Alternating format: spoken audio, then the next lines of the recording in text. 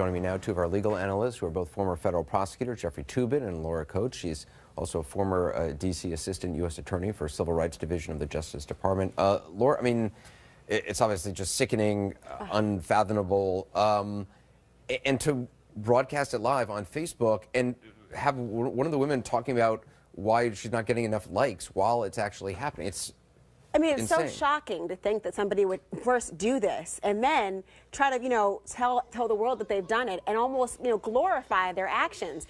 And from a human perspective, of course, you're horrified to see this. But from a prosecutor's perspective as well, this is great evidence you need to use. It's very difficult and oftentimes to prove hate crimes. You've got to prove bias and the motive and your intent here. Here, it's very clear. It's in front of you because you have this sort of lack of remorse. You have this very clear motive that's actually put before us.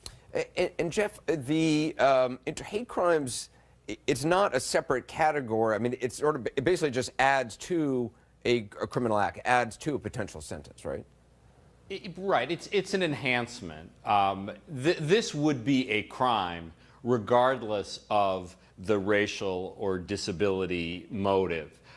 So it's not like they would get away if they didn't also charge hate crimes. It is basically a judgment by the state legislature that says, look, we think that crimes motivated by bias are even worse than crimes that are motivated by jealousy or just anger or craziness. But it certainly will mean that these four are likely to get longer sentences than if this Facebook video did not exist. Laura, is this a slam dunk? I mean, based on what the police and prosecutors have said? I mean, from our own eyes, we're looking at it and saying we absolutely see a crime and there's a hate crime element to it. But there's a misconception, Anderson, people have when it comes to hate crimes.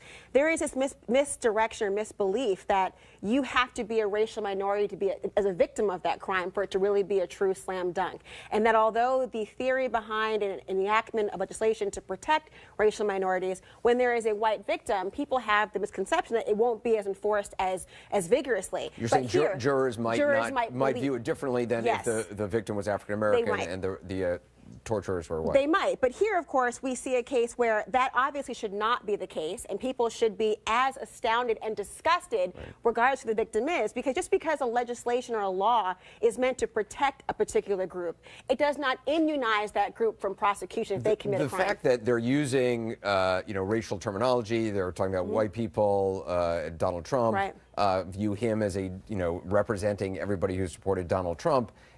Is that what is the clearest evidence of a hate crime? I mean, yes. Otherwise, Absolutely. Otherwise, Laura, it could just be an attack on, somebody with, mental impairment. Yes, but the mental impairment also is a classification in Chicago for a hate crime. So the combination of both, people have to understand. To be a hate crime, you need not have one singular motive. It could be also a non-bias related thing, and you also have a hate element as well. So it could also be because of what his mental disability may be, as well as his race, and the combination, most assuredly, is a hate crime. Jeff, there's certainly going to be... go ahead, Jeff. Well, I was just going to say, I don't think a jury is ever going to get this case. This case is going to be pled out. It is so horrific. Any defense lawyer is going to want to keep this from a jury. So I just think, given the evidence in this case, what sort of punishment? I mean, if there's a plea bargain, what sort of punishment is likely?